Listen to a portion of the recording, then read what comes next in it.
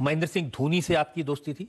हाँ, महेंद्र सिंह धोनी काफ़ी समय से हम लोग संपर्क में रहते हैं और जब वो क्रिकेट में उभर रहे थे तब से हम साथ में हैं और आज भी उसके साथ। देखिए वो क्रिकेट में कहाँ निकल गए, आप कहाँ रह गए?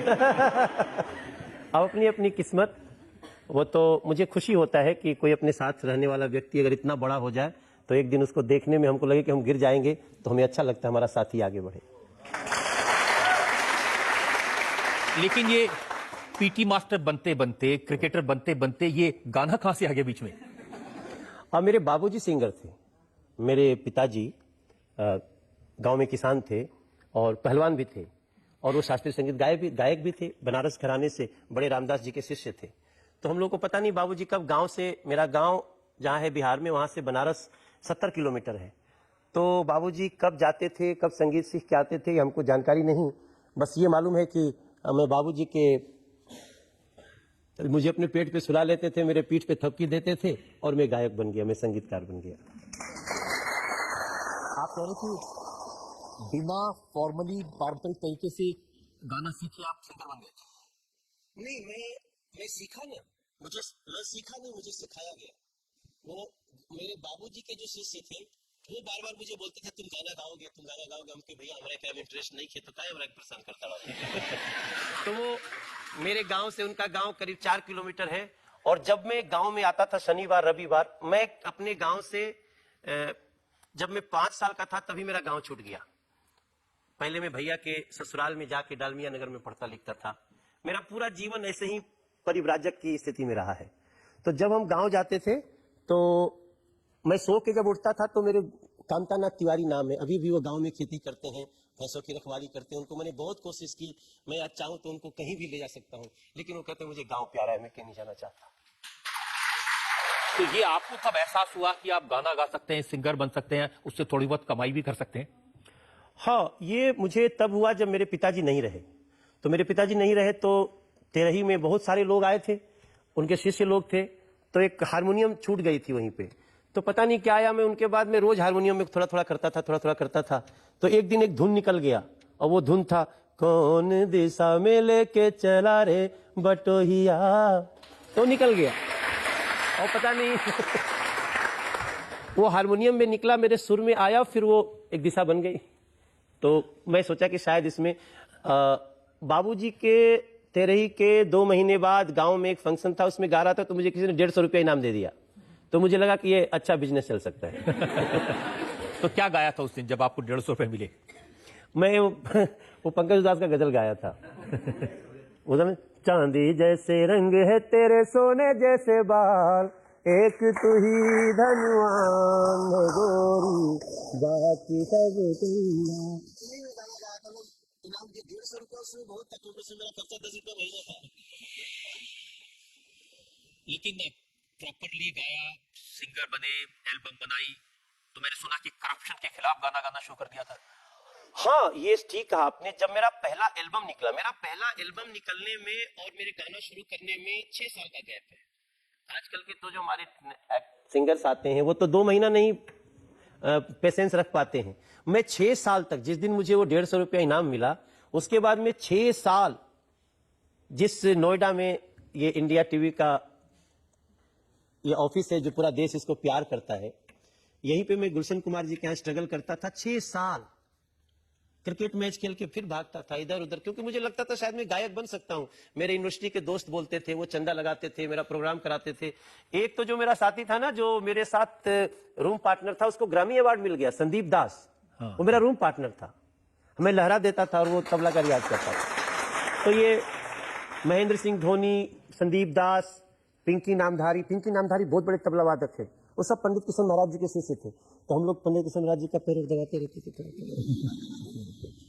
गुरु शिष्य परंपरा। तो ये जो आपने गाना गाया था करप्शन के बारे में, सब रुपये का खेल, और जब मैं गायक बन गया, जब मेरा एल्बम निकला, मैं स्टार हो गया, तो मैं जब समाज में कुछ बुराइयां होती थी तो मैं उसको गाता था। मुझे नहीं पता था आगे चल के मैं एक दिन सांसद बनूंगा, नरेंद्र मोदी का साथी बनूंगा, ये सब नहीं पता था। लेकिन मेरे मन में था गलत हो रहा है तो उसको गाना में गाओ। गायक का यह धर्म है कि समाज की समस्या को उठाओ। तो ये जो सामाजिक काम करने का कीड़ा है, ये आपको तभी से था? गाते गाते भी आप ये काम करते थे? हाँ भैया, मैं अचानक रोमांटिक गीत गाता रहता था, फिर अचानक भ्रूण हत्या पे, दहेज हत्या पे, जो भ्रष्टाचार पे, बेरोजगारी पे एक गाना तो मेरा दुनिया में बहुत हिट हुआ,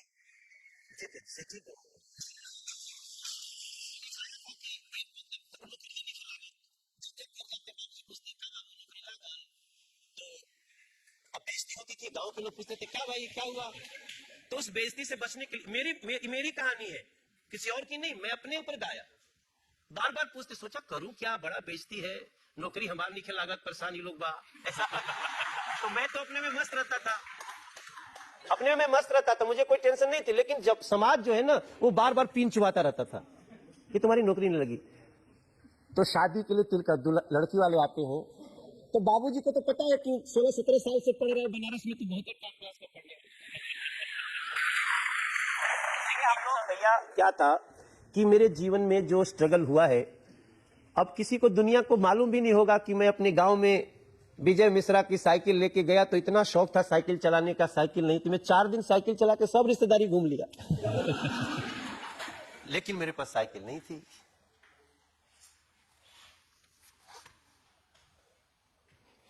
मैं जब मेला देखने जाता था तो मेरे पास पैसे नहीं होते थे, मां से बोल भी नहीं सकते थे कि मेला देखने जाना, मां को नाराजगी होती थी।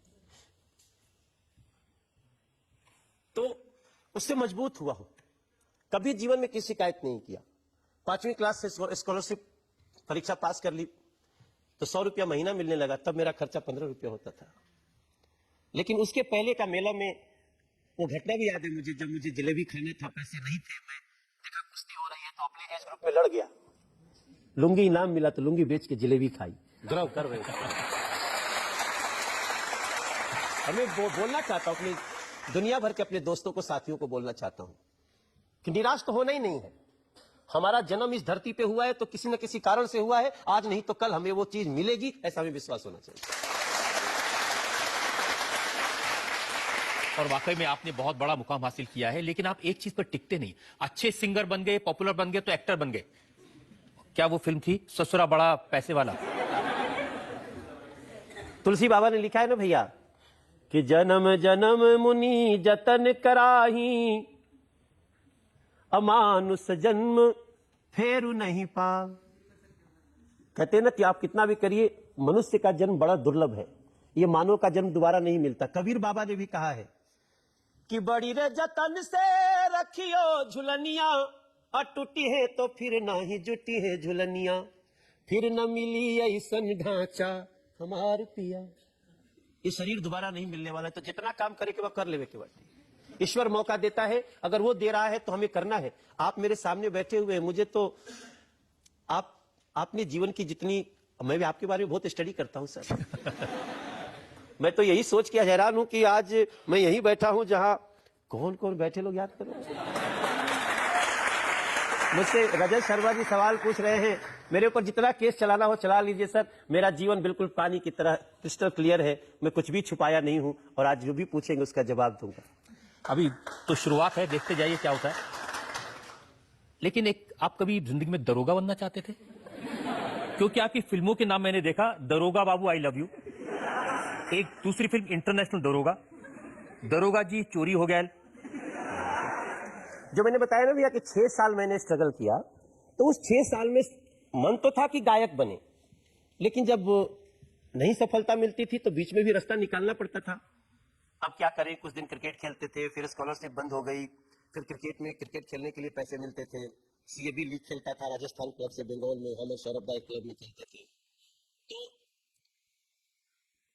दरोगा बनने का भी एक मन में, पहले तो आइए सबसे बनना चाहते थे, फिर धीरे धीरे घटते गए, नहीं हुआ तो फिर कम से कम पीसीएस बन जाए, वो भी नहीं हुआ तो फिर सोचे दरोगा बन जाए, फिर वो भी नहीं हुआ तो अब मैं कुछ भी करने को तैयार था।